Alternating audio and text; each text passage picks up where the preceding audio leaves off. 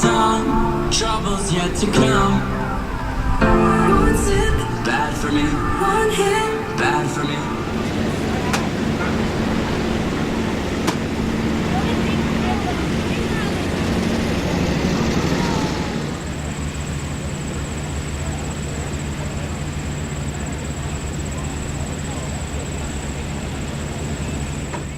That's 98.5 KRZ, Froggy 101. WILK News Radio, Max 102. Some of our major sponsors made this all happen this weekend for us.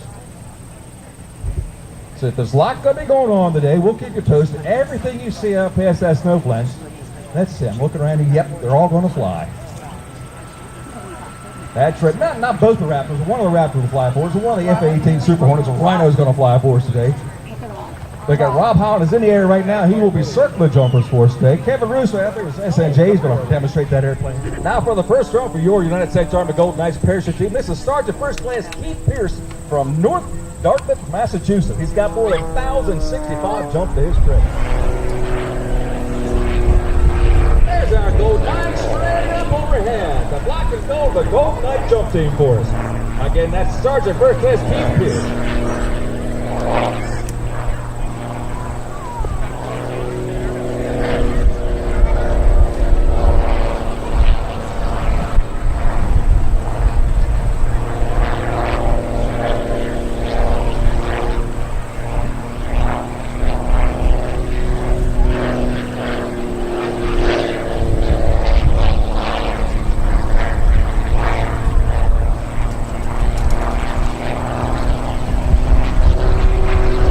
Would you all please rise for National Anthem? Being sung this morning, the Olympian music out here this morning. Olympian, get your hand.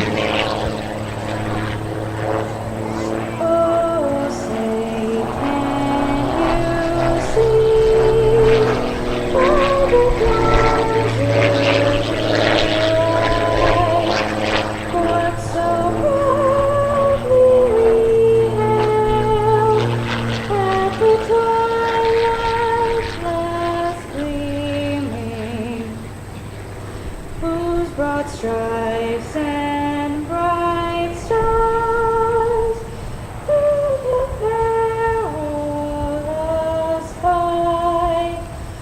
For the ramparts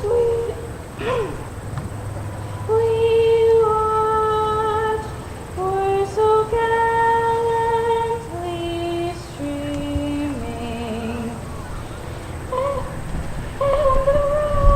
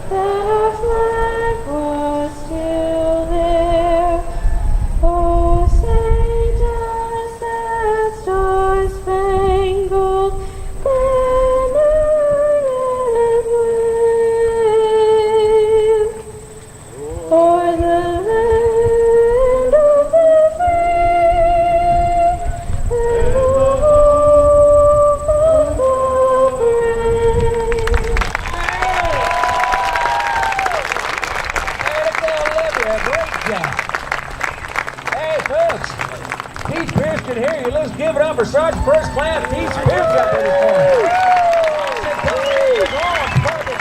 From 12,500 feet. Back down here to the Airshow Center for us.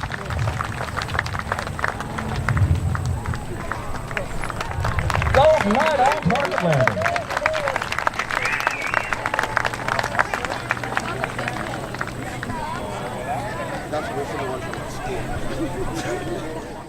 Pilot's life as he jumped from his disabled aircraft. Parachuting has evolved through modern aviation technology to become the extreme sport of the 21st century. Good morning, ladies and gentlemen. I'm Sergeant First Class Keith Pierce, originally from North Dartmouth, Massachusetts, and it has been my proud honor to fly in our nation's colors on this, my 1,065th free fall parachute jump. I will describe to you today a demonstration of precision freefall as performed by members of your United States Army parachute team, the Golden Knights on the base. And it forms quickly as the initial jumpers fly their bodies together while interlocking their arms in legs. At 9,000 feet, the team leader waves his arms, signaling the outside flyers to fly to the base. As they approach 5,000 feet, the team leader will wave his arms, signaling the outside jumpers to turn and straight to the 4 points of the compass, creating our bomb burst maneuver, while the jumpers in the base continue to fall, gaining vertical separation just prior to opening at 2,000 feet. Ladies and gentlemen, there you have the high-flying black and gold of your United States Army parachute team, the Golden Knights. Now, as you may have guessed, these jumpers are faced with a unique situation, a traffic jam in the sky.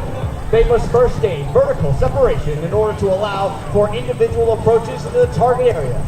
This is accomplished by pulling down on the front part of the parachute and spiraling down at speeds of 60 miles per hour. The jumper does what is called a wind penetration check, checking his distance and speed across the ground.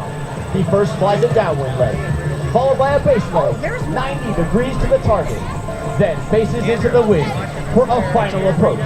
It takes a great deal of concentration in order to land dead center on the target. Once on final approach, the jumper shifts all his concentration to a small black dot located in the center of the orange X. Watch the minor corrections used in obtaining a beautiful target area landing by our first jumper. Jumper lines up for his final approach. If you look closely, you may notice the tail of the parachute curl under in response to these steering corrections. The jumper pulls down on the toggles. This slows the rate of descent for the jumper, and he makes a dead center target area landing. The average Golden Knight is 26 years old, has more than 1,200 free-fall parachute jumps, and is proficient in one of the hundreds of Army occupational specialties. The parachutes used by the Golden Knights are flexible wing gliders, constructed of a lightweight ripstop nylon. To turn left, the jumpers pull down on the left steering line. To turn right, the jumpers simply pull down on the right steering line. And as the jumpers near the ground, they will pull down on both steering lines simultaneously for the safest, softest possible landing.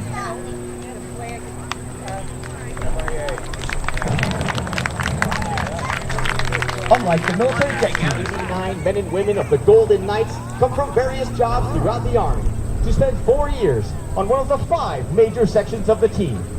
Our administrative support section contains the Office of the Command, Operations, Logistics, Parachute Maintenance, and Media Relations.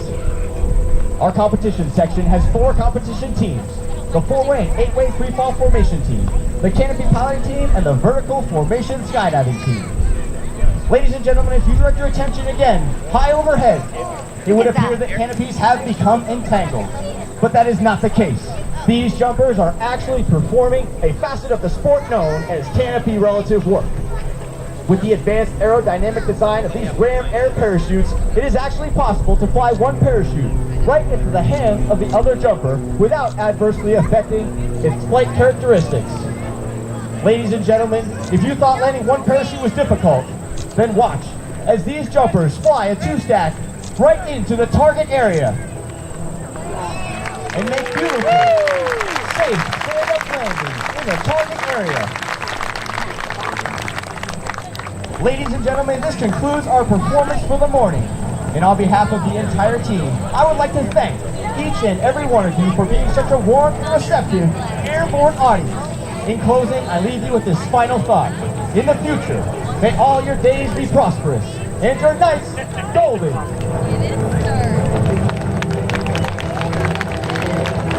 Let's give it up for Sergeant Chris West. Here's your announcership point for today.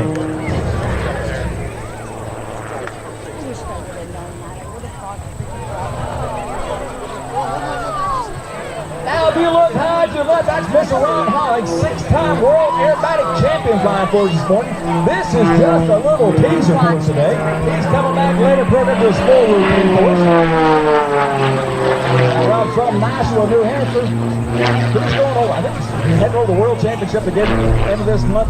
There's nobody out there who can get more out of an airplane than Mr. Rob Holland. It's MX aircraft. Now, this airplane is all carbon fiber airplane, but the only middle on this aircraft is an engine on the engine itself. Rob will put that airplane in his body, next sets of 10 to 11 positive G's. You can see him take that airplane, tumble in the middle of the upside down, hang by the hose, plumb the airplane, goes right into the torque roll. Stands that airplane on his tail, keeps the wings rotating, keeps the torque engine rotating the airplane around for it. Convert for torque roll, rolls the vertical down line with it. Now right now it's put up 2, should have had 3, grand forward, the bottom side of that vertical pole. Don't worry about the stroke. Don't worry about that airplane. He's got a fuel tank.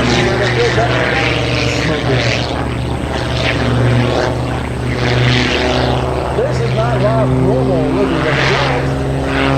This stuff did work those had a control of this airplane. You think they're all legends and not all the airplanes. 11 of these airplanes built. He pulls up to the sidewind of there. That airplane climb up to 45.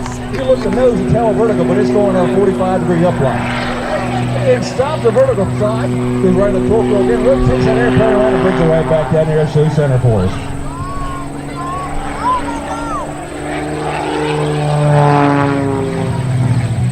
I knew he'd find someplace to hide somewhere.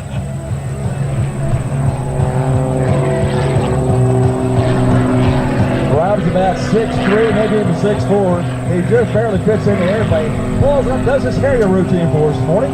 Stops that airplane forward motion, stops the front, hands on the front.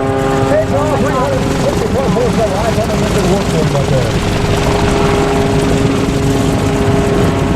Hovering is that nice aircraft.